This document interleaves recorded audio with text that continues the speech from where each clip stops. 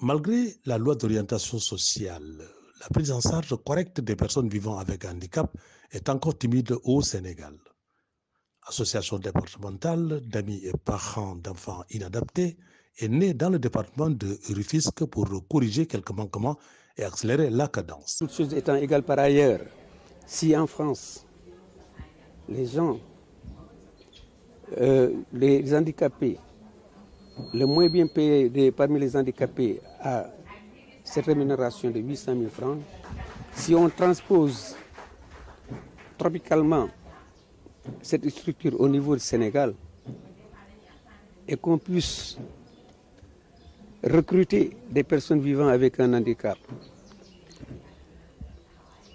et les insérer professionnellement pour au finish les rémunérer à des rémunérations de 100, 150, 200 000, ce sera déjà quelque chose pour l'employabilité des personnes, et particulièrement des personnes vivant avec un handicap, ce qui est un des credos de la politique de l'État du Sénégal. Pour soigner un mal, il faut le diagnostiquer et prescrire une thérapie.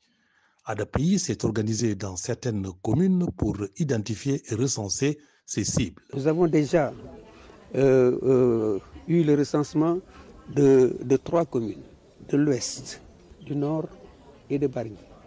Mais pour un nombre global de 500 personnes déjà, de 500 handicapés déjà.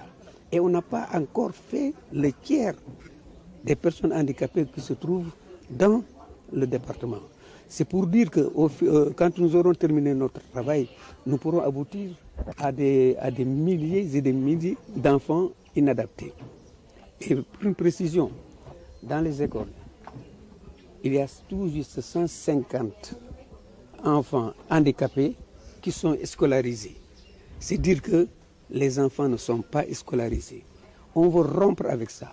Nous allons faire des plaidoyers pour que tous les enfants qui se trouvent dans les maisons soient scolarisés. Entre autres remèdes, l'association départementale d'amis et parents d'enfants inadaptés ADAPI a emprunté la piste de capacitation de ses membres à dominance femme pour une autonomisation de gestion et des opportunités d'emploi et d'employabilité afin que la pauvreté et le mal-vivre deviennent un mauvais souvenir. Un atelier de formation des formateurs a regroupé une 50aine de femmes. Il y a tellement de choses à apprendre et sincèrement, je suis disposé et disponible pour les accompagner. Et je tiens à ce qu'on puisse les assister sur du matériel comme les fours à séchage ou bien les moulins qui vont les aider à la pulvérisation des produits. Et surtout le four à séchage, parce que c'est la base de tout ce qui est transformateur. La cérémonie de remise d'attestation s'est tenue dans une ambiance carnavalesque.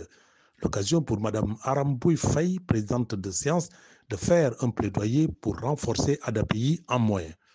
Un moment pour les nombreuses personnalités de prendre l'engagement d'accompagner la structure humanitaire. Dans nos pays, il y a beaucoup de problèmes de ces enfants inadaptés.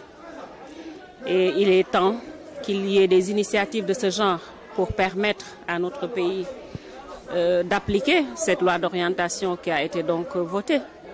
Et pour aussi permettre vraiment à ces enfants qui sont inadaptés d'avoir le cadre qui leur permette d'être éduqués, d'être formés pour demain être des citoyens. Et dans le cadre de ces activités, cette association a aussi fait des formations, offert des formations aux femmes qui sont des mamans de ces enfants inadaptés. Et donc un pas de plus pour cette inclusion, pour permettre à ces femmes d'avoir donc des activités génératrices de revenus. Le vernissage de l'exposition des produits transformés par les récipiendaires et la remise d'attestation ont été quelques moments d'attention de la cérémonie.